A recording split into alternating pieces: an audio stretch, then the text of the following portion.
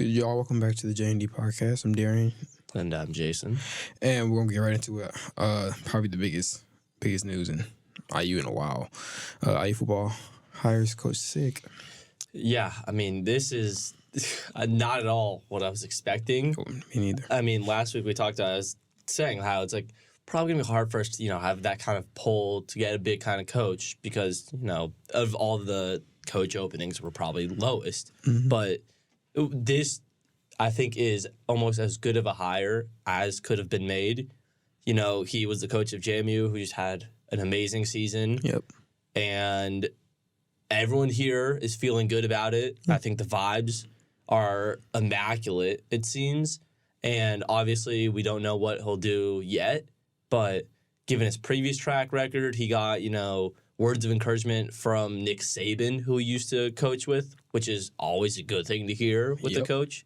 So it seems like this is definitely a step in the right direction.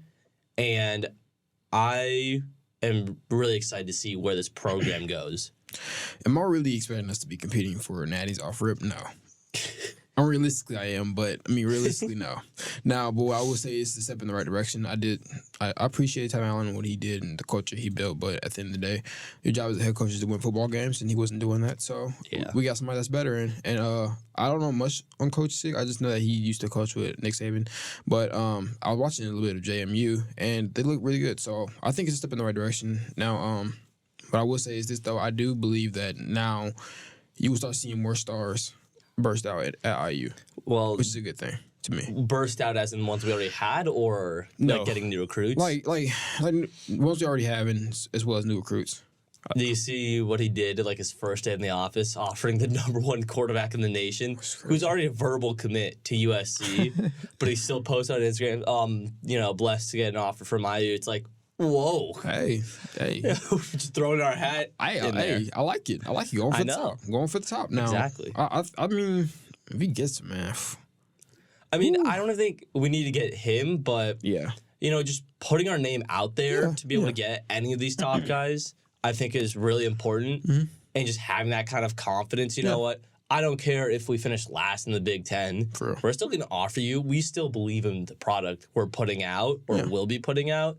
So I definitely love that confidence that this coaching staff already has, not even a week into the job. Also, I love his comments that he made about Purdue. Purdue sucks. Bro says Purdue sucks, and they lose not even 4 hours later. Hey, you know what he said? Hey, we're talking about next year, okay? We're talking about next year. Next year, we on y'all last, Purdue. I can't lie. But, I do see us competing in a bowl game. I do. Yeah, the turnaround I will imagine will be pretty good. What do you think our record will be next year? It's tough because we are losing a lot of good guys in the transfer portal. Don McCulley's gone. Taven's still here, but Sorsby's transferring also. I mean, they could still come back. Yeah, they haven't officially declared somewhere else yet, so we don't know about that yet. But the coach that recruited them is gone, so it's hard to tell. Yeah, but I'm sure he's going to bring over a lot of JMU guys. Cool. The Sun Belt Player of the Year is transferring, I think, so he might come here. Yeah. So I don't know if we're going to have an amazing roster, but I think he will be able to bring in building pieces. Yeah. So, I mean, this year we almost made a bowl game. Yeah, we had the potential to down the line still. Yeah. So I definitely see the potential at least for a bowl game there. It might be tough just because, first-year coach and roster is still a little, shaky. Mm-hmm. But I think that's where the targets are set, and I don't think it's too out of the realm. I like that he's already here. He's not waiting to get here. We're in December, and typically college ball starts in the spring. So, he's here now. He's setting in his roots. He's getting involved with the players now, which I think it kind of eliminates more so the new coach jitters. Because now you're already here. You're already getting integrate with the players. Now, like you said, he's gonna probably bring players from JMU over, which will be great. I think though, for us, I could see us making a bowl game, but I mean, am I gonna be disappointed if we don't? No, because it is the first year. But I can't see us, especially in the next 2 years, making a bowl game, and even potentially winning one for sure. This is definitely a right step in the direction for IU football. IU soccer. Yeah. Of all people, we lost to Notre Dame. Oh, yeah. In penalties. Yeah. My heart breaks for this team. They were on fire. Yep. And they take this Notre Dame team to the brink, literally as close as you can go to penalties. And unfortunately, one win away from the College Cup. And unfortunately, they lose. I mean, they're playing the number 2 team in the country. It sucks. Yeah, it does. Those are things that happen. There's a little bit of me that's not happy, but relieved because I know if they did win that game, I was going to the College Cup, and next week is finals week, and I have 2 tests on Monday. So I would have been screwed for those because I wouldn't have been able to study. Yeah. But I still would have loved a natty from these boys. Oh, yeah. But I know these guys aren't, I mean, they're going to be devastated, but in a month or however long it takes for them, they'll be able to look back at this season and be happy with what they were able to accomplish. You know, getting the double in the Big Ten, I think, was huge, especially from how it started off. Yep. And it hurts, but also we have a lot of returning talent next year, so you're going to ponder on it, and it sucks. But next year, we're set up really well to do amazing again. So it's going to suck, but, you know, you still won a lot. There's a lot to be proud of, and there's a lot to look forward to moving on. So not the end of the world, but obviously could have been better. I agree with you. Yeah, I do believe that they will be devastated. You know, as you are with any loss, you know, of course, like, your expectations are to win a natty, especially when you get that close. But, I mean, from where they came from, like, I will be proud. I'll be proud. I don't want to say you came from the dead, but you kind of came from the dead a little bit. And you went on a run to end the season, and then you won the Big Ten tournament. And then you got to the Elite Eight in the national championship tournament. So if I was them, I would be extremely happy. Of course, like, next year, it's a learning experience. You know, next year you don't want to get down that early in the season. You don't want to have to fight back the entirety of the year. Yeah. Now, granted, it can get you to be on fire, but eventually, you know, it's going to kind of catch up with you because you're having to, that's what I want to use. You're having to give your all kind of in every single game because every game is winner miss. And also it leads to us not being ranked in the tournament and then having to play. We had to play like 3 straight ranked teams in the tournament, which we were able to win most of those games, but you know, it's just a little boost that helps. Yeah, it helps you. It helps you seeding wise and games wise in the national championship tournament. But I'm proud of us though. I'm proud of us. You were the one that called it. I didn't even call. I didn't expect it to get this far at all. But you know, the fact that we were able to fight and, you know, get this far shows how much talent we have on our soccer team. You know, so like I said, just make sure it's a building experience for next year. Let's not get that down again. Let's make sure that we are, you know, staying the pace. And like we've showed that we can win and we can beat a lot of teams. So if we stay the course next year, I think we could be a top 3 team next year for sure, especially with the returning talent. Yeah, it's just a lot of returning talent. I mean, Sam Sarver, top scorer, he was on fire. He's coming back. Yeah. We got young guys like Collins, Adoro. We got plenty of talent. Obviously, we're losing some. You know, like 2 of our main defenders are gone. But, you know, that's what good teams do. They deal with it. They move on. They get better. So, not taking this loss as too discerning for next year. So, into the NCAA football weekend, we had a pretty shock. Would this be a shocking win? Yes. Okay. Absolutely. I mean, considering what you said week 2. Hey. I think that was the consensus thing though. They were the number 1 team. Okay, we were both hating a little bit. We were. But you were like, they're dead. I mean, I also didn't think. I said I think they'll be fine, but not national championship. Now looking at it, Alabama looks like.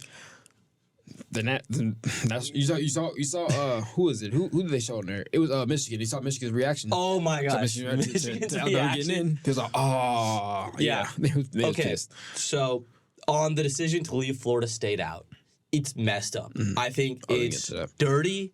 I think it really sucks for those Florida State people. It does suck. Jordan Travis had, I think, the saddest tweet I've ever seen where he was apologizing, saying he wishes he broke his leg sooner so, you know, the committee could see his team play without him. Yeah. That's crazy to make a college kid say that. Oh, I wish I broke my leg earlier in the year. That's absurd.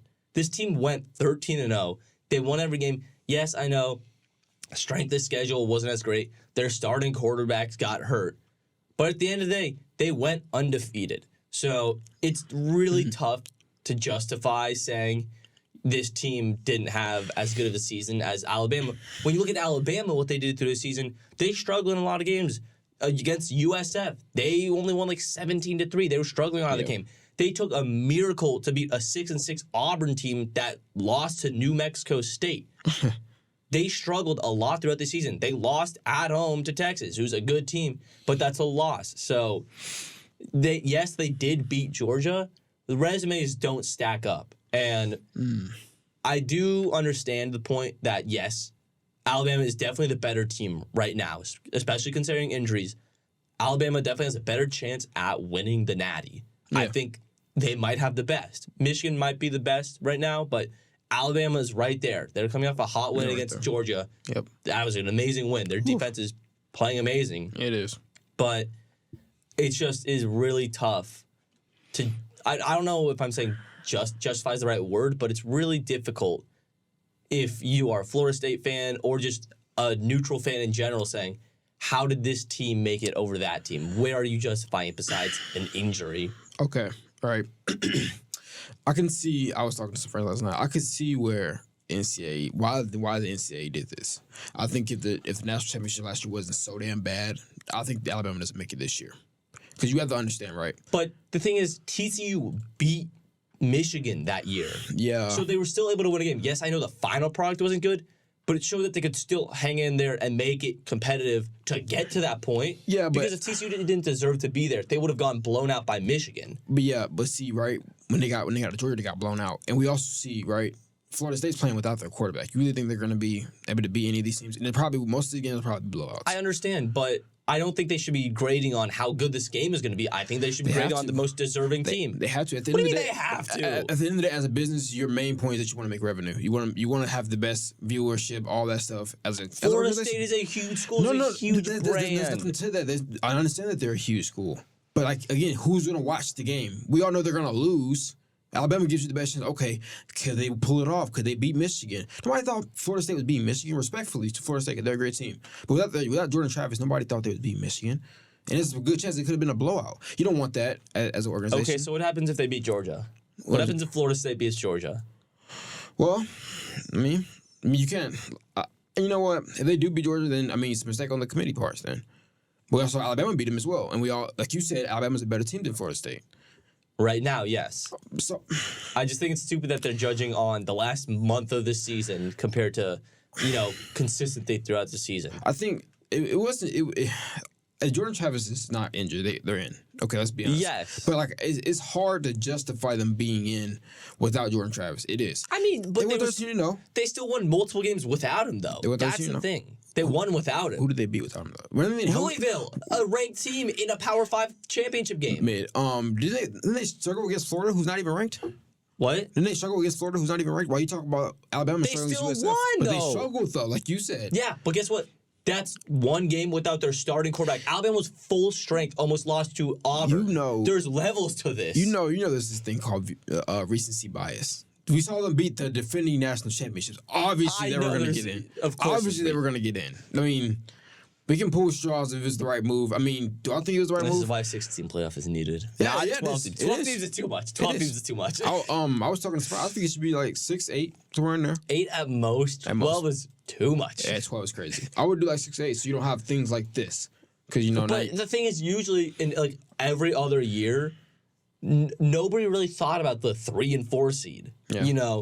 This is the first real year where there was competition. You can make an argument for any of the top 6 teams. This is the first year that's happening. And maybe that's a product of NIL, making things more competitive and bringing more parity. Yeah. But this is the first year of that happening, so I'm not mad that's only a 4-year because the past couple years, the 4 seed gets rocked every single time, except for TCU, I guess. Yeah. But we've seen, especially the first couple years of the playoffs, Oregon, Florida State, all of them got murdered in those games. And maybe that's not happening as much now. So now is the time to expand the playoffs. I think it's stupid that the committee refused to expand it for this year. Yeah, because that was on the board. The Pac-12, ACC, and I think Big Ten voted to not move the expansion forward to this year. Yeah. If that happened this year, I think that would be great.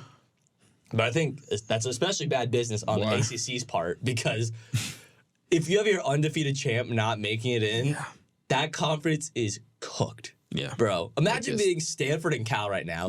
You contribute to the downfall of your own conference. To leave for another one, who's getting their conference champion is getting left out. Yep. And you have to play 3,000 miles away from home. That shit sucks. I'm not gonna lie to you. Like, it may have felt good to them at the point in time, but now it looks terrible. And I mean, like, kidnapped into better colleges. Yeah.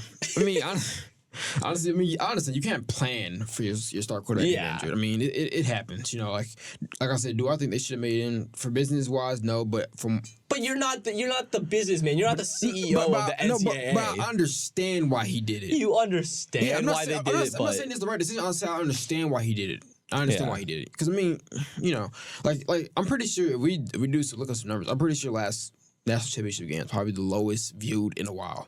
And they don't want that again. At the beginning, it probably wasn't. It was only low view. But it probably after. dropped. It probably dropped. Yeah, but they don't. The retention doesn't matter for them. Kind of. No, because everybody's paying for the ads before the game. Think about that. Think about the Super Bowl. If the Super Bowl drops off in viewership, whoever's hosting it that year, CBS, Fox, whatever, they're still making all that money from the ads, which is what they're making money from. They probably make money on that game, but how does it look going forward now? Because now you're like, okay, Florida State doesn't have their star quarterback. Are we really going to watch this game? Because we know they're going to lose to Michigan. How do we know they're going to lose it? We don't know that because they haven't lost. They haven't lost. But that's the problem. But you think about most teams going to. Like I said earlier, we just saw them struggle against Florida. Is anybody really gonna watch that game? Yeah, could they beat Michigan? What if they pull out the comeback? Think about that. But that's what I was about to say. Could they win? But really, are they gonna win? No. Are people really gonna watch to see them if they're gonna win? No, probably not. They're gonna watch the other game, which will be Texas and Washington. People are gonna probably watch that game more. So they just wanted to have Texas versus Michigan, not Texas, Alabama versus Michigan. In the Rose Bowl, I think which I might go to. That game was gonna be. It's crazy how I don't know who you're rooting for. I do know who you're rooting for. You're rooting for Michigan. No, I'm not. Really? Wow. The fanboy jump shit. Relax, man. Relax. Okay. I respect it. He was an interim Michigan fan for a while, and I respect it. Honestly, if I want any team to come out, there's one obvious answer. From being a young man and actually liking this team when I was younger. I was going to say Texas. Yeah, I want Texas. Oh my God. I want Texas. I think there's a national favorite, and I think it's Washington. Yeah. Not necessarily because people like Washington, although there's a lot to like about them. Got a lot of likable guys. It's just that they're playing the three most disliked teams in the nation. Yeah. Nobody likes Michigan. Nobody likes Texas. Nobody likes Alabama. Unless you're Matthew McConaughey. He likes Texas a lot. Yeah. But besides that, I feel like they're the pretty clear consensus country darling, I guess. I hope. I mean, they've had my heart since week 2 when I began the Michael Penix Heisman candidacy. When you called me crazy. I was like, nah. Michael Penix looks pretty good. Well, if I saw Caleb Williams falling off a cliff. No, Caleb Williams didn't even fall off a cliff. His numbers were fine. It was his team. Against Utah, he was terrible. Let's be honest. Okay, that's one game. Every single quarterback has had every single Heisman has had a bad game. But that causes a catastrophic. If they still win that game, he's still the favorite. If they only lose 1 or 2 games, they're still the favorite. He just got let down by his team. If they win that game, he is. Not, like I said, if he played well and they just lost the game, okay, then he's still the favorite. But he played terribly and they lost. Yeah. Who do you think wins the Heisman? Jaden Daniels or Penix?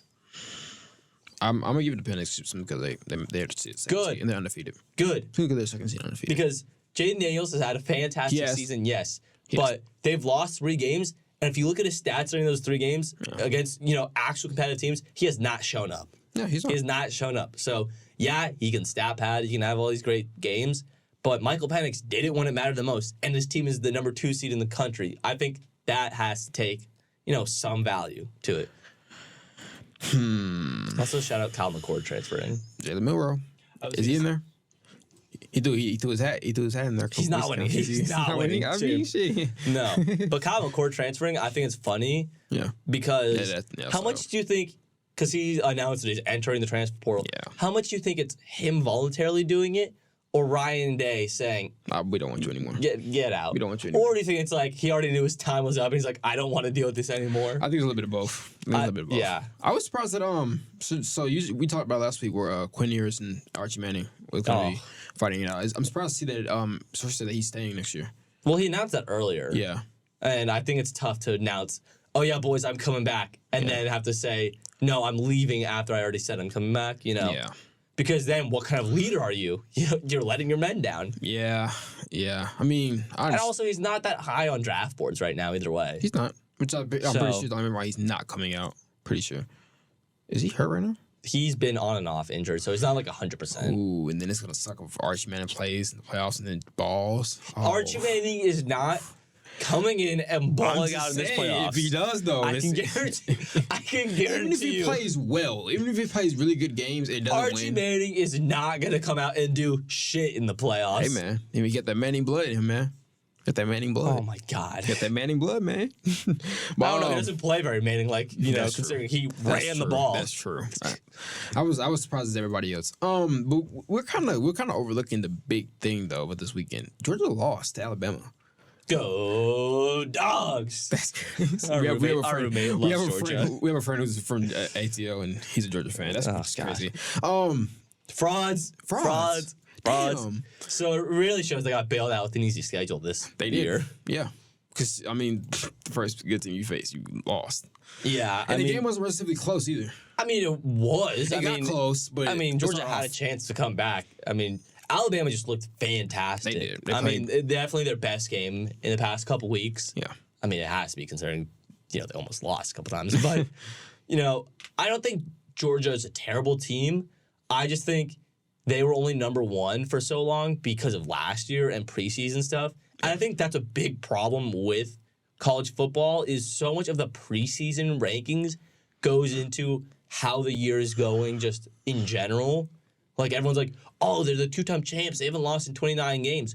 Well, this is a whole new team, and they've been given the number one spot just based on last season. Yep. And that's kind of how these rankings went. You know, Florida State went undefeated, and it didn't matter necessarily. Yep. So I think the regular season needs to mean more than it does because it doesn't feel like it means that much in college football. And, you know, expanded playoffs will hopefully neutralize that a little bit. But, you know, Georgia probably shouldn't have been that number one overall team. And we saw that. They're only there because of what they've done before. They should have been. I thought Michigan should have been one all year. Like I said earlier in the podcast, I thought they were the best team in the nation. But with Georgia, I expected a lot more from Brock. I expected him to ball out, especially this He's last hurt. game. I mean, but he was hurt, and he still almost won them the game. You know, like, everybody's hurt at this point in the year. You can't do anything about Georgia having a terrible defense for that game. That is terrible. They could not stop Jaden Milroe. If you watch that last drive, the one for Bama to seal it, they did a designed QB run, like 3 separate plays, and Georgia couldn't do anything against it. I mean, at this point in the year, everybody's hurt. I just expect you, like, especially if this is your last game at Georgia, to, you know, do a little bit more. He'll be fine. A little more. Like fine. Yeah, I mean, of course he'll be fine for the draft. Unless he gets drafted to the Falcons, then he's not going to be fine. Stop it. You know where he's going to, man. He's going top 5. But, you know, like I said, you don't think he is? I don't know how teams value that anymore. Who's top 5 picks right now? I'm pretty sure Marvin. Bears first. Drake May. Oh, you're talking about teams? Yeah. Bears are first through you. Yes. Then it's the Patriots. Sadly, the Patriots, Then the rest. Then it's the Cardinals again for some reason. Yeah, the Cardinals just won, though, so they might have moved themselves up. Oh, shit, they did, too. The Giants are in there. The Bears are back in there again. That's great. Forget all the bad teams in the league. There's a lot of them. Patriots it's so funny. Yeah, Bears. The Buccaneers have like a top 10 pick or like a really high pick, and they're like 1 game away from winning the division. This was 10 hours ago. So this is updated from when the Cardinals did win. It's the Bears, the Patriots, the Cardinals, the Commanders, and then the Bears are the top 5 teams, and the Giants are 6. I don't think any of those teams draft. I could see where Commanders draft Brock Bowers. Because you have Sam Howell, right? I don't think they draft a quarterback at that position. Yeah, they got White Jameis Winston. Yeah, because let's say I can imagine them drafting because they have their wide receivers. You know, they have Terry, they have Jahan Dotson, they have all the fine guys. None of them are going to be great. Yeah, I'm not to be a hater, but I don't think any of them have star DNA. Jahan Dotson to me is the only person that has star potential. I don't think he's going to get there. Okay. But their defense has been really weak this year, which is usually their strong point. I think Ron is gone. Ron Rivera, I think he's gone. Hell yeah. So I think Airbnb takes that head coach spot. I could see them drafting him, I guess, but I feel like they have other places of priority first because tight end usually isn't, a place of priority for teams to draft at least that high in the draft. I mean, Kyle Pitts went that high because he was seen as such a unique prospect. He could be a wide receiver almost, and maybe he can be that. We just haven't been able to see him used that way. But we see maybe that wasn't the right pick for the Falcons. So I still think he's gonna be a high draft pick. I just don't think top 5. It could be. Because I was gonna say the Patriots, but I know they're not. The Patriots are not drafting because I was about to say, they're not gonna keep Max. So that one sucks. I wouldn't mind seeing them trade up, damn near trade up. Because okay, but think about this: it's a team that wants to draft him is probably a team that's close to competing. I don't know if they necessarily want to trade pieces for a rookie tight end instead of something else. Maybe they do. I'm not an NFL GM, but I just don't think his value is that astronomically high. I could see him falling to the Saints at 9. The Saints are not Oh my God, they're not drafting a tight end. Okay, what else do you mean? Actually, they might because they're terrible. Yeah. They have nothing else to do. Because for some reason, But that would be the same thing as him going to the Falcons. That is the end of his career. Juwan Johnson's cool, but Taysom Hill, of course, is your gadget guy. He's not going to start for you. Who else do you put in? Why not go for Brock? Because they have a lot of other holes. The problem is they don't have any money to fill those holes. That's what I'm saying. The Saints are just the most screwed team in general, so maybe they do. Okay, then do you they realistically should trade down because they need as many young, cheap players as possible. They're not going to trade down, but do you see the Bucs then? No, they're going to draft a quarterback. Who falls that far though? Maybe they trade up, or there's other options. Maybe they draft in the first draft, the second or third rounder. Who knows? What about the Chargers at 12?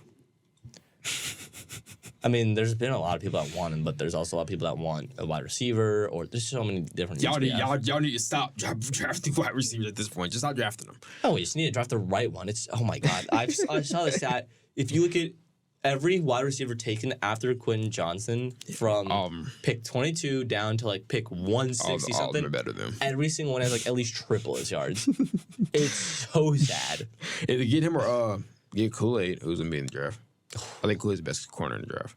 Kool-Aid is so cool. He is. I wouldn't mind seeing him with Darwin. I wouldn't mind seeing that. That'd be a decent dude. Darwin might be gone. No, we're not gonna cut him, but there's other players on the chopping block. Yeah. But we can get there. We can get to that. Bengals? Dude, that would be decent, bro. Oh my God. He's not falling to the bank. Oh, but they're gonna be so bad for the rest of the year. They might end up with him. I asked you all the guys that he could potentially go to. The Jets. I don't see him go. Oh, he could go to the Jets. I could see him falling to the Jets. They might. I could see him falling to the Jets. Oh, because Aaron's gonna be back next year. Ooh, that would be decent. Aaron and Brock. Ooh, or I don't see the Titans do him. I think they like Chig. I think they like Chig Okonkwo. I think they do. Okay. I think they do. He's fine at best, but Brock Bowers like a generational tight end prospect. He's young.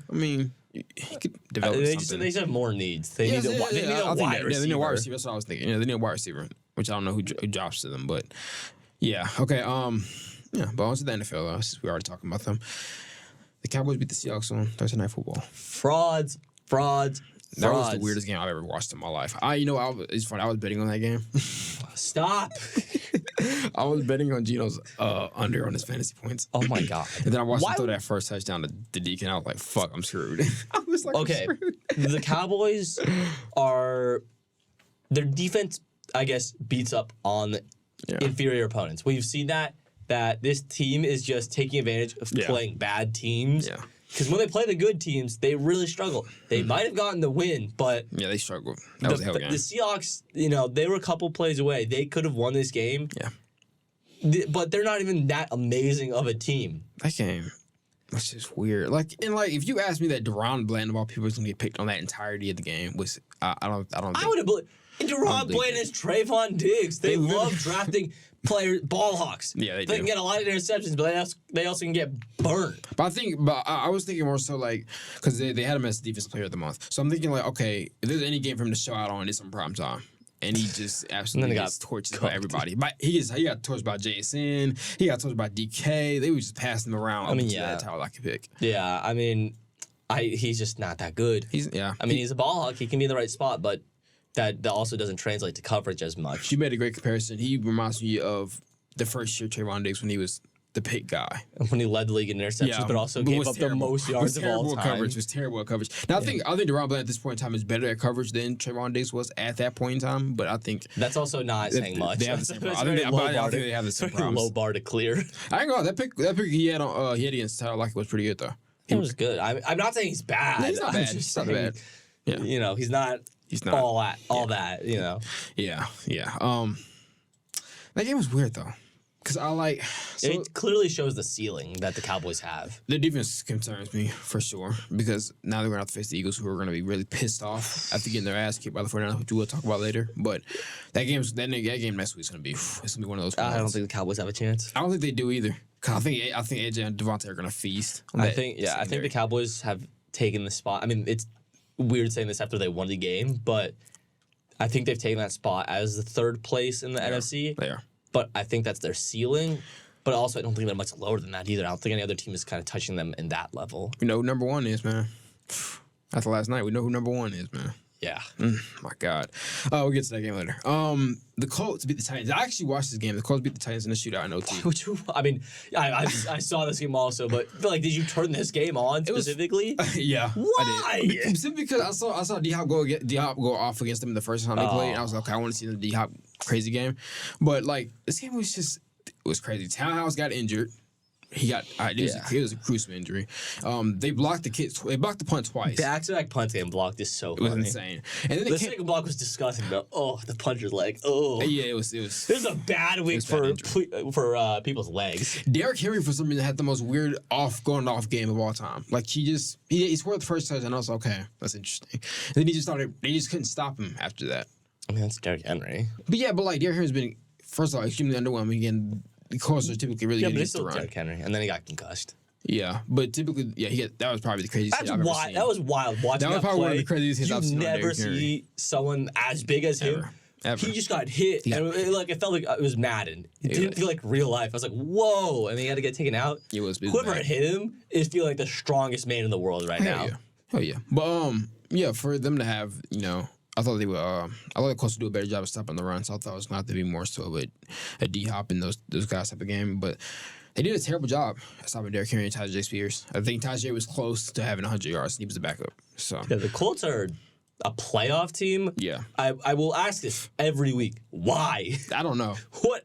This team is running on the power of friendship, it seems like. Gardner Minshew, man. Alec Pierce had the most random going off game of all time. That was his last catch, or one of his last catches was amazing. And then his first catch was amazing too.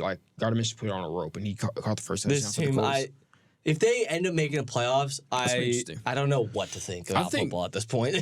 This is a game that wouldn't have been watched before the year, but that Colts and Texans game at the end of the year is going to be really interesting. Maybe. I think it's just the coaching at this this Yeah, it is. Shane Steichen's been doing a really good job. He's really good. Which really sucks because he was terrible as Chargers offensive coordinator. That's crazy. Or defensive, whatever side of the ball he was. He was terrible. But this team, I feel like they've peaked. Yeah. I don't know how much higher they can get, but they already have 7 wins.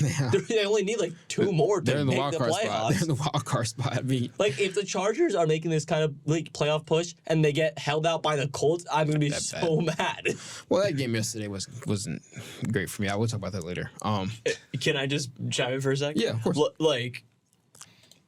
Just watching the first 10 minutes of that game was the weirdest thing ever. I turned it on a little bit late because I was doing some chores and everything around my house, and then I turn it on and the Titans are up, and I'm like, fuck, all right, well, this isn't going to go well. And then 5 minutes later, I go to throw a load of laundry in the washer, and I come back and we scored, and we were like, what the fuck is going on? 3 minutes was crazy. Block punt for a touchdown. 2-point conversion, pick 6 for 2, and then another block punt. And then the weirdest sequence of events in any football game. Every possession for them was tipped, and every single one of them could have been picked up or caught a fumble. It was the most insane game. It was like the sloppiest game of all time. Oh my God, yeah. Can we start putting respect on Michael Pittman's name? Is he a top 5 receiver right now? No. Is he? When you just said top 5. He might be. He's not top 5. The guy's consistently putting up great numbers. Against? Yeah. Okay. The look says it all. I mean, he's a good wide receiver, yes. Man. I'm going off production, man. But he's been having good games against not great teams. And in a decent amount of games, he's been outshined, outshone. Yeah, by Josh Downs. So he's still a good receiver. He's not top 5. Yeah, that other game definitely. Never mind. I had to look at that. I mean, against Baltimore, he had a great game. He had 9 catches for 77 yards, and this is against a healthy Marlon Humphrey. Jacksonville, he had 8 for 97. For Jacksonville again, he had 9 for 109. He's been good. Just that's not top 5 numbers. Yeah. Okay, so because of course you got Reek, you got Brown, of course you got CD, you got Keenan Allen's having a better season. Yeah. Yes. Yeah. Yes. 4. There's probably other guys I'm forgetting right now. AJ Brown, you already said. I said Devontae Brown. Devontae Smith is probably having. Look at Devontae Smith's number recently. I think that's. I think that's iffy. Puka Nacua or Cooper Kupp. Yeah. Puka looked amazing yesterday. Michael Pittman's good. He's just not top 5. I think it was just a conversation. I was just, because he's balling. He's balling. I mean, and of course, like he caught the game-winning touchdown yesterday to win OT. Yeah, but that was also like a 2-yard touchdown. So that was crazy. But he also was unguardable in the second half. First half, he was having a really good game, but also like, who are the defensive backs on that team? He would have had a better. Sean Murphy Button's pretty good, but he broke not his. great. Do you see what happens to his thumb? Yeah, it was right. I was on the Alec Pierce catch. He got his thumb like stuck in the player's face mask. Yeah, it looked nasty. It looked nasty. But like, I think he would have had a better game if, like, for the whole first half, they weren't batting down every ball Gardner Minshew threw to him. I was like, damn, like he's not getting his catches. I mean, yeah, your ceiling's only going to be so high with Gardner Minshew as your quarterback. Yeah, great game. This is an insane game though. The Falcons beat the Jets. Wow. That's a game. We were so close to scoregami. For anybody who doesn't know what scoregami is, there's a graph that was made for every single score that has ever happened in NFL history. Yep. And if a team scores a unique score, one that has never happened in NFL history, that's scoregami. Yeah. This game, if it ended up 13-8, if it was 13-5, that would have been scoregami. That would have been a unique score that's never happened in the NFL. But no, the Jets had to ruin it. They had to ruin our fun. Had to. I saw 5 points on the scoreboard, and I got so excited. It would have been over. Because there were so many. There was one game that was scoregami. I'm pretty sure the Dolphins game was scoregami against the Commanders. And this game almost was. There was like 1 or 2 other games that were also. This could have been a legendary scoregami week. But no, the Jets had to ruin our fun with the field goal that meant nothing. We were missing the matchup of a lifetime if you weren't watching this. Desmond Ridder versus Tim Boyle. Ooh! Boy. Wow. Boy, I tell you. This is why you watch the NFL, the pinnacle of American football. The top 32 teams in the world going head-to-head. Gladiators in this ring. I just don't understand that. I just don't understand objectively how they can continue to see him play and then objectively justify not starting Zach. There's zero way Tim Boyle is a top 64 quarterback in the league. I'm just confused though. Like, did y'all not watch the Dolphins game? What made you guys think that you guys can continue to start Tim Boyle? You said teams try to tank. This is the best evidence we have out of it. Because what the hell is this team doing? Because, like, there's no, like, Zach Wilson's not good, but, like, you can't objectively say Tim Boyle is better than him. Yeah, he doesn't give you a better shot at winning. Yeah. He's thrown an interception in every start he's had. He started playing. Well, the Hail Mary wasn't his fault. That was crazy. That was insane. But I think the biggest story of the Jets has been Aaron Rodgers. Stupid. I have been so annoyed about it. He clearly was not coming back this year. Yeah. He's so good at manipulating the media to have attention on him. Yeah, it is. He's one of those guys, don't trust modern medicine. The media is like lying to you about this stuff. You're the one who loves the media. You love all of the attention. He does. You clearly were not coming back, and yet you had all of the reporters, hounding around you. They opened his practice window. There's no world where he was going to throw an NFL pass the rest of this season. Yeah. And it was just such a stupid distraction. And this team is terrible either way, so it wouldn't have mattered. They weren't going to be in a playoff spot either way. But that situation just made me so mad. That was hilarious. This Lions game was weird. I watched it, and they got up 21-0 in the first quarter. And then the Saints, the Saints started to make it a game. It was like 21-7. Then they got to 24-7. I was like, okay, this game's probably over. So I come back to the game, right? And then the Saints are like, it's 21-28. It got real. It was like a field goal game, I'm pretty sure, at one point. It was really close. My bad, 27-21, because they ended up getting 6. It was weird. 26-21. It was weird, though, because I was like, wait a minute. When the hell did this game get competitive? Why the hell was this game competitive? Because they're called like trash off rip. Well, I was watching Red Zone, and I saw the game was like out of reach. Yeah, it was terrible. And then I see a touchdown scored. I'm like, okay. And then another one gets scored. Right. And then another gets scored. And all of a sudden it's like, well, look at that. The Saints are back in it. Yeah. This Lions team, I think this is just more proof they're a good team. Yes, they are well coached. They got a lot of good players. Yeah. But I think they have a ceiling. They do. Just like the Cowboys have a ceiling, they have a ceiling. And It's like we were saying earlier. I mean, earlier in the season, I mean, they're going to be good enough to win the NFC North just because the NFC North has been bad for most of the year. But I don't know how far they'll go in the playoffs. Maybe they win a wild card game, but I don't think they have it to compete with those top teams. I don't either. I think if they play the Cowboys or the Eagles or the 49ers, I don't think they stand a chance. I don't either. Maybe they make it close, but I mean, these are the kind of games. Yeah, you're happy you pull out the win, but you're letting this Saints team almost beat you. How do you let that comeback happen? That's a very sloppy win. It is. Because, that's definitely one of those games that you expect not to be close. Like, kind of like how the Dolphins was with the Commanders. It's just you don't make it close like that. And the fact that they got to the point where you could lose it and that you guys almost blew it. Yeah, that's definitely concerning. You need a walk-off touchdown. Like you said, we'll see December 30th because they played the Cowboys on December 30th. That Jameson Williams touchdown, though, if you saw it. It was really good. Wow. Amazing flip. The announcer said it, I think, the best way possible. He looked like he was shot out of a cannon. Yeah, it was fast. Like a double jet sweep. Bro, just coming around. I want to know the number on his top speed. He was moving. He ran past everybody. Nobody catching him. And the craziest thing is, like, even if you were like in front of him, I'd be terrified because that guy is moving so fast. He would run through me. The Broncos let Russ cook yesterday, and he kind of burned down the whole kitchen. Whoa! What do you mean burn down the whole kitchen? He was bad. It was a game I definitely expected to be a lot better. I don't think he burned down the whole kitchen. He's had games this season where he's burned down the whole kitchen. I didn't say the whole year. He threw 3 interceptions. He was bad. Yes, but they were still in it to the last play of the game. There's been games where it's not been nearly as competitive, but it finally puts a stop to this train that the Broncos have been riding on, like a 5-game win streak. 5-game win streak, yep. And I had a little faith in the Broncos just because Sean Payton was coming in, and I was willing to trust another season of Russ because he's been good in the past. He's been good. Sean Payton isn't a bad coach. And this, 5-game win streak, I was like, this is the kind of the team I thought was going to be there. Yep. I didn't think it was going to be this good. Yeah. But, they were really showing what they can do when they're, like, playing on their level. Then this game happens, and it shows, what happens when they're not playing on their level. Well, it shows what happens when they can't run the ball to Javonte Williams. They struggle to run the ball to him, and Russ turned the ball over because you had to push the ball down the field. Yeah. Now, what I will say is this, though, that, the game, they get close towards the end. I think that's more so on the Texans' fault than on Russ because to me, Russ didn't have a great game. But what I will say is this, though. The Texans I would love to see them in the playoffs.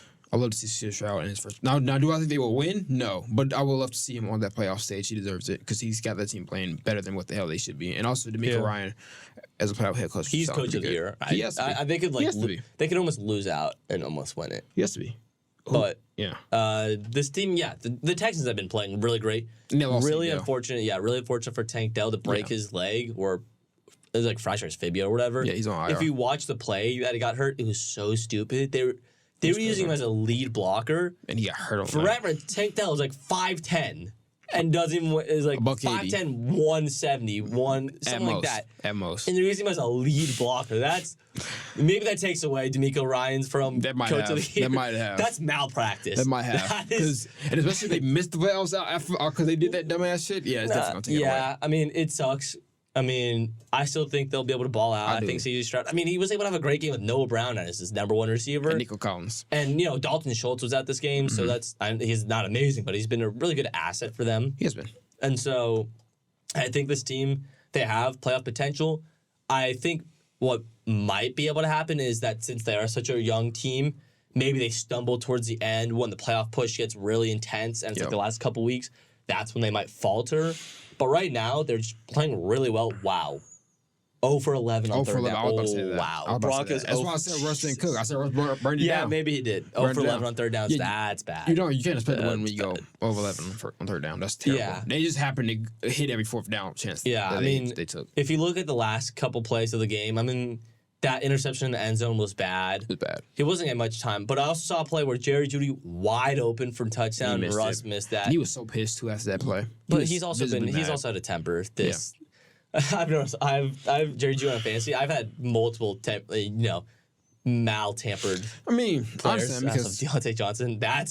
He was supposed to be number one, and Russ effectively turned Carlos into the number one receiver. But that's also like sort of his fault. I mean, if you really are a number one receiver, even if your quarterback isn't targeting you as much, you're still going to have a better season than you're having. He has like 1 touchdown or 2 touchdowns this year. Yeah. I don't think he's gone for 100 yards. He hasn't. Yeah, a certain amount of that is on your quarterback, but Cortland Sutton's been able to have a really good year. Yes. If you were really good, if you're Justin Jefferson, you're able to perform with Josh Dobbs, type of thing. Or maybe if you got open more, maybe Russ will have a better stats. Exactly. So yeah. He's being a little bit of a diva. Let's talk about your Chargers, man. What the hell was that game yesterday?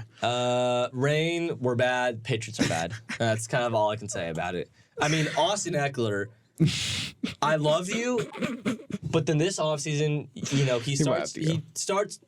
previous offseason, he starts trash talking the team a little bit because he's trying to get his contract extension. He holds out, and then has to come back after we don't give him an extension. Yeah. He had like 11 rushes. Oh my God.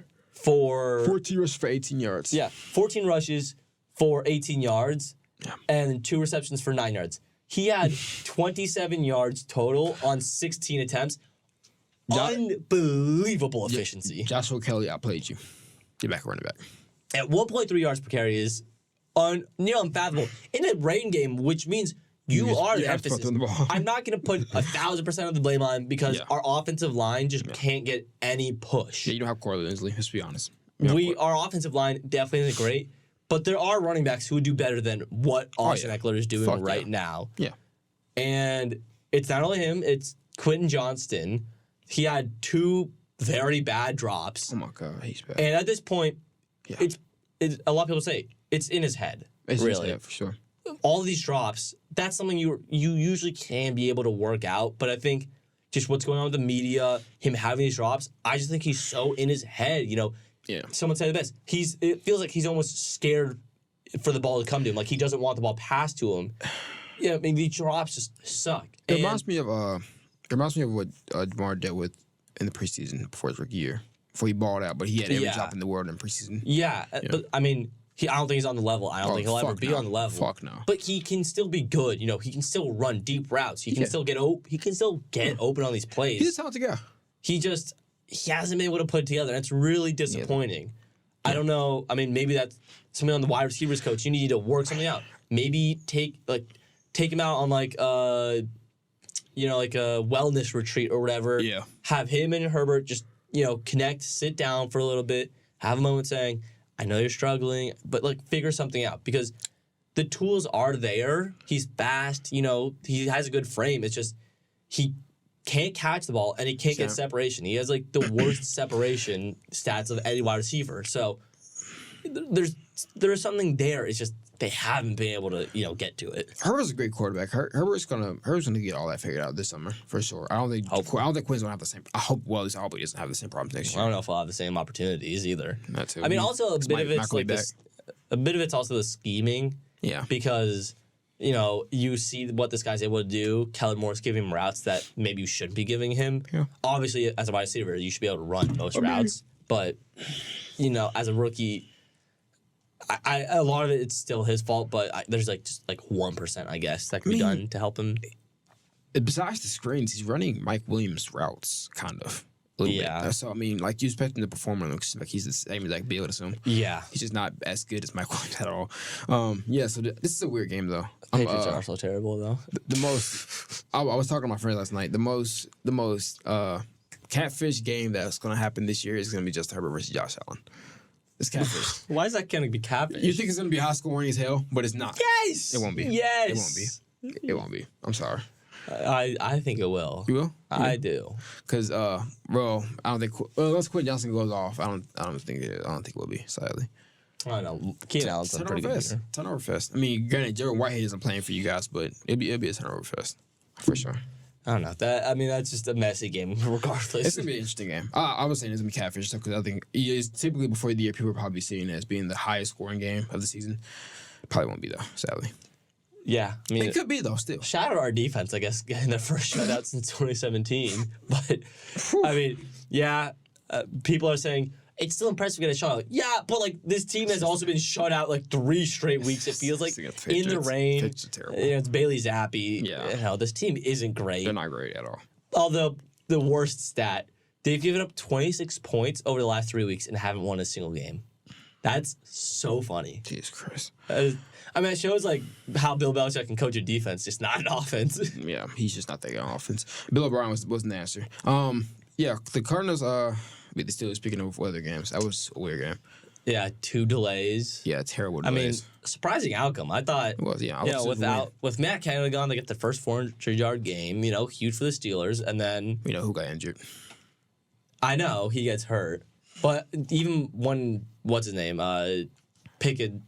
Kenny Pickett was still playing, they weren't looking good. They weren't.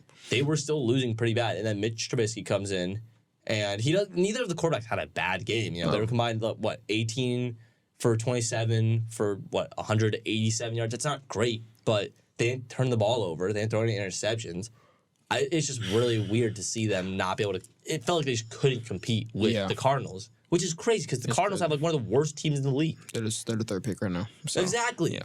I expected them to be able to run the ball better than what they did because the fact that Kyron Williams just ran all over them last week. Yeah. So I expected Jalen Warren and Najee have a big day, which neither one of them did. So nobody had a big game. But with Kenny Pickett, right? Getting ankle surgery. He's always hurt, man. He's like I saw a meme on Twitter. It's like kind of like an Andrew Luck situation. But of course, not as good as Andrew Luck ever was. But he's getting hurt a lot. Falls hurt. But he's been fine. But I don't think he ever had a really bright future in the league. That sucks. It sucks. Anytime a player gets hurt, and hopefully he comes back and he'll be able to ball out. But I just don't know his ceiling. I don't think he'll ever be able to be a top 10 quarterback. He won't. I don't know, maybe top 15. I think that's his range is 15-ish is where he'll be able to sit for his career, and I think that's what we saw before he got drafted. And since he's gotten drafted, I don't think he's really shown us anything to make us think he can be better than that. Yeah. And then, they've won too many games now, so you can't really go for a quarterback at this point. So yeah, you're kind of in the Chevy of the Pittsburgh Steelers here. AFC North is just so funny. It sucks, man. That division is crazy though. The Dolphins destroyed the Commanders, man. That's just the Commanders. Tyreek, I want to like you guys so much. Man, he's just something else. Okay, man. there's literally 0 things you can do against Tyreek Hill, I guess. And then, there are some you can contain him, but it was this so funny. defense is not good enough for that. It was so funny. He caught a 75-yard touchdown. Yeah. And I swear to God, I looked at the Commanders' defensive play call. They call it cover 1 against him, and then had Cameron Curl guarding Tyreek. I'm like, okay. Hell yeah. I'm like, hell yeah. What when you guys drew that up? What made you think that I was going to get a stop? Ron Rivera he's gone. I still don't know how he's on the team. He's gone. Yeah. Airbnb will be taking that spot next year. Yeah, their defense struggled. Their defense struggled. Their offense did. Yeah. Everyone's been saying it. Sam Howell seems like he's the white Jameis Winston. He's so weird. He goes from playing really good and then he plays bad and it's like... Jameis Winston, he'll throw for a bunch of yards, but he'll also turn the ball over, which is totally fine for my fantasy team. He had a terrible pick. It's also a great play by Van Ginkel. I think Van Ginkel the one that caught the pick. Yeah. It was a great play by him, but he also didn't play. Their offense defense isn't bad. I'm not saying they're a bad defense. They got Jalen Ramsey, Xavier Howard. They have playmakers on that team, but it was a really rough game from them. Terrible. But he showed a little bit on the legs also. He was running a little bit. And then Brian got hurt too. Brian Robinson? Yeah, he was out for the second half of the game. Oh, yikes. Yeah, that sucks for them. I have Antonio Gibson on my team, so I'm trying not to smile as much, but yikes. It's the Commanders. I don't think people care about them too much. Yeah, it sucks. Unless you have them on your fantasy team, then you're pretty pissed off. Oh my God, I have 2 Commanders on my fantasy team. What am I doing? That's why I suck. The Bucks beat us. Whoa. I didn't expect much. I did hope we would win the game, but I didn't expect much from us. That game's weather was terrible. There was a lot of bad weather games on the East Coast. You're getting to that point, though, in the year where weather's going to be terrible. We're going to get some snow games in a couple weeks, I'm sure. Bryce played terrible, though. Call spade. He played terrible. Chuba, he contributed to the offense better than he has in recent weeks. Hey, Jonathan Mingo had a decent game for the first time in his career. God, yeah. Decent. This is first year, 70 yards. This is first year. Yeah, but they're okay. Wide receiver is one of the easier positions to trust the NFL. Yeah. And then, you can't do much. Bryce doesn't perform well. We can't protect him, and then our guys can get open. We just have to wait till next year. Who the hell is Raheem Blackshear? Our third string running back. Reports came out though that this offseason we're probably going to go after Ben Johnson or offensive minded coach in general. Oh, I saw that. Or you might steal Kellen Moore. God, no. No. Y'all can keep him. We don't want him. I'd rather take Ben Johnson, to be honest with you. But I was hoping that we would more so take Dan and then take Ben Johnson as our OC. Dan? Yeah, Dan Quinn. Oh. I mean... Which probably won't happen, but I was hoping that's what we would do. Yeah, I don't know how much. Dan Quinn might probably just be happy being a defensive coordinator. He might be too scarred from 2051. 2083. That's funny. Yeah, that sucks. This game though was weird, but it was. I saw enough to see that Chuba was our number one running back. I don't understand why we signed Miles Sanders, and it also told me that we need to get better receivers and we need to revamp the offensive line. I mean, you need to revamp everything. Yeah. Your team just is in a rut right now. Yeah, and also Brian Burns got ejected, so that wasn't good as well either.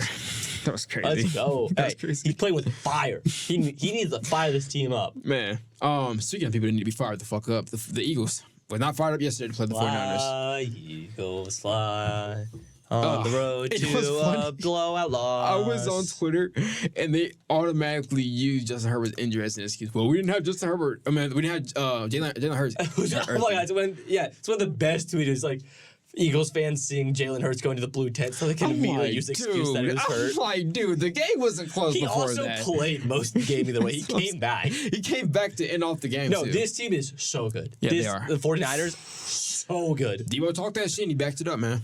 Yeah. I mean, man, if you look at the last couple drives of the game, Nick Bosa was terrorizing him. Eating their ass. He was chasing him around like a little child.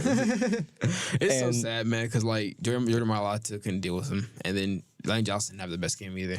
Yeah, I mean, just a really, shaky game from a usually really good offensive line. Yeah. I think this game puts the 49ers on top of the NFL by far. The record doesn't show it, but they're the number one team right now. I mean, they just struggled when they had CMC out. They just had a lot of injuries, in the middle of the season. Yeah. But they're getting back to health. Hufanga, I think that's how you say his name. Yeah. I might be wrong. Yeah. He tore his ACL, which hurts. But this team is just on a roll. But the secondary is still playing really well. They're just playing super, super well. Really good. And the thing with the Eagles that was really concerning is that it wasn't even the passing that was cooking them. They could not stop the run. They couldn't run the ball. Well, they couldn't either side of the run. They couldn't do either. They couldn't run the ball or they couldn't stop. Kyle Shanahan, halfway through the third quarter or something, realized that they're not stopping the run. They ran the exact same kind of run. Yeah. Every single play, it felt like, and nothing was stopping it because their linebackers were struggling. And their defensive backs didn't even have that bad a game because they weren't getting the ball thrown to them. Yeah, it was sad to watch. But it's also, made a great point. There's only so much you can do when you have Kyle Juszczyk, George Kittle, Trent Williams. And that whole left side is running in front of Christian McCaffrey, almost the best players at each of their respective positions. It is so unfair, just on a run attack basis. Yeah. I mean, I don't want to say if they had Brock Purdy last year, they win the NFC Championship. They might have, though. Because they're also two different teams now. Yeah, of course. But this game was really bad for the Eagles. The 49ers, I mean, wow. I mean, they wish the playoffs would start right now. They would. They do. They would be the Super Bowl favorites right now, easily. Yeah, I don't think any team in the AFC, especially now with the Chiefs losing, I don't think they're going to challenge them. They just beat the Eagles, who are in the number 2. Yep. The Eagles destroyed the Cowboys. Not only beat them, they beat them down. They beat the brakes off. They beat them down. Yeah, that game wasn't close. It was it was embarrassing. It just showed that their left side of that line is just unstoppable because they just kept running towards the left side of the line and they just couldn't stop it. But there's nothing you could do about that. You check best fullback and Trent Williams best tackle. George Kittle probably best blocking tight end in the league. I don't even know who the guard is and he's still really good. Mike McGlinchey, is he still on the team? I think it's not Mike McGlinchey. He left. Oh. I was talking about the left guard. But he's really good too. But yeah, I mean that team is. Kyle Shanahan is just such a good coach. He's a beast. He's so good. And his coaching tree, if you saw coaching tree, there's 3 other of them out there. All 3 of them won. Packers won, 49ers won, Rams won, and I'm forgetting who the last member of that coaching tree is, but they also won. Yeah, they saw like a thing about like all the coaches that came from. I think it was Mike Holmgren's tree. It was Andy Reid. It was a bunch of guys that have come from that tree that have all won Super Bowls. Yeah, which is insane. I mean, Kyle Shanahan's just so good. Yeah. On to the Packers and Chiefs game though quickly. That game was weird. Do you think it was PI at the end? Yes. I mean, that's not but you also can agree that ref from the passer was Patrick Mahomes was terrible. Oh my goodness. He was imbalanced and they called ref from the passer. Oh my goodness. Yeah. They missed the call on Justin Herbert last week when he's like a yard out of bounds. But this time, he's not even out of bounds, and they call it. Then he's trying to gain more yards, which is the whole point of the play. If you're trying to gain more yards, it doesn't get called. Yeah, and you're punishing the player for trying to stop a first down. Absurd. Jordan Love the ball the fuck out, though. Oh, my God. I love Jordan Love. We talked about earlier on. We love him. We love that man. You know, middle of the season, I don't know how much I loved him, but I'm back to loving him. But Matt LaFleur is on his roll. In December, he gets going. I think he's undefeated right now in December. He's 16-0 in December. That's such a funny record. That's insane, dude. And I think they're going to keep it up. I don't see them. I think that was probably one of their last hard games of the year besides the Lions. Yeah, They have an easy matchup coming up next. They are... I don't know if they're going to make the playoffs. I mean, the bottom half of the NFC is kind of weak. They could. They could make this random playoff push for all minute. They have the Giants next. I think now they're in the wild card spot. Now they're in the wild card spot. I'm pretty sure somebody came out. There's somebody came out last week because they won. So the playoffs are definitely in it for them. The Packers can't keep getting away with this. And then Stop drafting good quarterbacks. All they have to do is just literally beat the Pastronaut, and they're in the playoffs. Because right now, I think he's ahead of them. But yeah, I think they just beat the Pastronaut who didn't play well against the Bears. Why can they keep drafting these really good quarterbacks? I don't know. For some reason, they have great quarterbacks, and they just draft, and they're able to sit for like 4 or 5 years. Do you think this is coaching or Jordan Love being better? It's them being able to sit for 3 or 4 years and not have to play. So their development schedule they do it the right way. Yeah, they do it the right way. They do it the right way. Yeah, not rushing them. Yeah, they don't rush them. Yeah, I think I was high out of Jordan Love coming out of college. I'm sure I've said this before, but in the Justin Herbert draft, when I knew we weren't going to be able to get Tua, I wanted us, especially because we traded up, I wanted to draft Isaiah Simmons with pick 6 and then draft Jordan Love with like the 23rd pick because I was like, oh yeah, Jordan Love is great. And I wasn't as high on Herbert. Obviously, Herbert's awesome. I love him. I would go to war for him. I would die for him. Yeah. But Jordan Love, it's proven that he's a baller. We probably wouldn't have given him as much time to develop, and maybe he wouldn't have been as good if we didn't give him the time to develop. Hell no. But I'm really happy to see him succeed. I think it's just lucky when you're able to draft 2 generational quarterbacks back to back. 3! No, because we haven't seen Jordan Love become a generational quarterback draft Brett Favre either.